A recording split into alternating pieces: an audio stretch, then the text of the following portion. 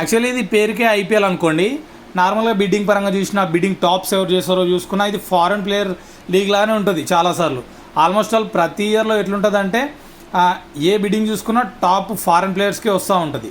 So ఇది Indian premier league అయినప్పటికీ foreign ప్లేయర్స్కి ఎక్కువ మనీ వస్తుంది. మీరు ఏ సీజన్ చూసుకోండి, ఐ మీన్ ఏ ఫ్రాంచైజీ చూసుకోండి, మన ఇండియన్ ప్లేయర్స్ కంటే వాళ్ళకి ఎక్కువ ఉంటాయి, ఎక్సెప్ట్ మన స్టార్ ఇండియన్ ప్లేయర్స్ తప్ప. సో ఇప్పటి నుంచి మాత్రం అసలు ఏ ఫారెన్ ప్లేయర్ కూడా మన ఇండియన్ ప్లేయర్స్ కంటే ఎక్కువ ఎర్న్ చేయలేరు కొత్త రూల్స్ వల్ల.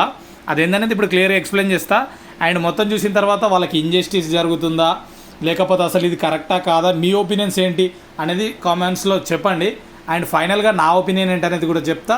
మీకు ఒకటి మైండ్ ట్విస్ట్ అవుతుంది నేను చెప్పే మాట వింటే, అది మీరు అగ్రి కూడా చేస్తారు, దానికోసం వెయిట్ చేయండి. సో రూల్ చూసుకుంటే ఏంటంటే 2025 ఐపీఎల్ యాక్షన్లో ఏ ఒక్క ఇండియన్ ప్లేయర్ 16 crores ఎర్న్ చేసిన బిడ్డింగ్లో, నెక్స్ట్ ఐపీఎల్ 2026లో ఏ ఫారెన్ ప్లేయర్ కూడా 16 crore కంటే ఎక్కువ ఎర్న్ చేయలేడు.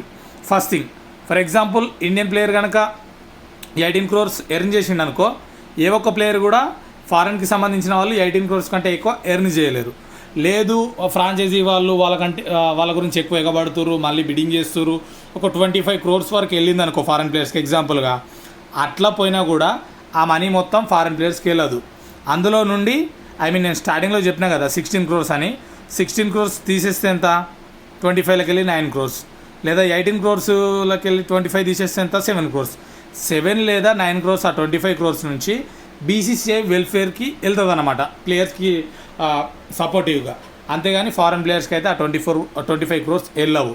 సో ఇది ఇంజస్టిసా కాదా అనేది మీ ఒపీనియన్ చెప్పండి. ఇప్పుడు నా ఒపీనియన్ ఏంటనే చెప్తా.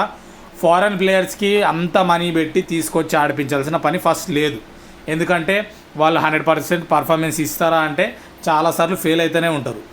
మరీ అంతగానం పెట్టొచ్చా అంటే అంత పెట్టాల్సిన పని లేదు. బట్ వాళ్ళకున్న స్కిల్కి ఒక మంచి అమౌంట్ అయితే పెట్టొచ్చు, దాంట్లో ఎటువంటి డౌట్ లేదు. అండ్ మరీ అన్ని కోట్లు పెట్టి వాళ్ళని తీసుకొచ్చి ఆడించడమే పెద్ద వరస్ట్ థింగ్. ఎందుకంటే ఇది నా పర్సనల్ ఒపీనియన్. మన ఇండియన్ ప్లేయర్స్ని వేరే ఏ లీగ్స్లో కూడా ఆడిపోయారు. దానివల్ల మనం చాలా పెద్ద కప్స్, వరల్డ్ టెస్ట్ ఛాంపియన్షిప్స్ కావచ్చు, లైక్ T20 వరల్డ్ కప్స్ కావచ్చు, ODI వరల్డ్ కప్స్ ఓడిపోవడానికి వన్ ఆఫ్ ద రీజన్ అని నేను చాలాసార్లు ఫీల్ అవుతా. ఎందుకో తెలుసా, ఫారెన్ ప్లేయర్స్ని తీసుకొచ్చి ప్రతి ఇయర్ ఒక 2-3 months మంచిగా ప్రతి గ్రౌండ్లో వాళ్ళకి అలవాటు అయ్యేటట్టు చేస్తారు. అంతెందుకు మొన్న మనం ODI వరల్డ్ కప్ ఓడిపోయినాం కదా, అప్పుడు వాళ్ళు ఏమన్నారు, మాకు లక్నో పిచ్ తెలుసు, ఆ పిచ్ సాయిల్ ఏంటో తెలుసు, అందుకే మేము టాస్ గెలిచి ఇది చేసినాం, బ్యాటింగ్ బౌలింగ్ అది చేసినాం, దానివల్ల గెలిచినామని వాళ్ళు క్లియర్గా చెప్పిర్రు. మాకు అన్నీ తెలుసు, మీ గ్రౌండ్లు మీకే తెలియదు అన్నట్టు మాట్లాడారు. సో ఇటువంటి అడ్వాంటేజ్ వాళ్ళకి ఇచ్చే బదులు సేమ్ టైం ఈ అడ్వాంటేజ్ ఒకటి వెళ్తుంది, వాళ్ళకి క్రోర్స్ మనీ వెళ్తుంది. అదంత అవసరం లేదు, ఒక బేస్ పే పెట్టేస్తే సరిపోద్ది. అండ్ వాళ్ళకి ప్రతి గ్రౌండ్లో ఎట్లాగో అడ్వాంటేజ్ దొరికింది కాబట్టి మనం అనవసరంగా వాళ్ళకి ఫేవర్గా ఉంటున్నాం, కానీ మనకు వచ్చింది ఏం లేదు అందులో. బట్ ఒక డీసెంట్ పే అయితే ఇవ్వచ్చు వాళ్ళకున్న స్కిల్స్కి, దాంట్లో ఎటువంటి డౌట్ లేదు. ఇది నా పర్సనల్ ఒపీనియన్ మాత్రమే. సో వీడియో నచ్చితే కనుక ఒక లైక్ చేసి వీడియో షేర్ చేయండి. Thanks for watching.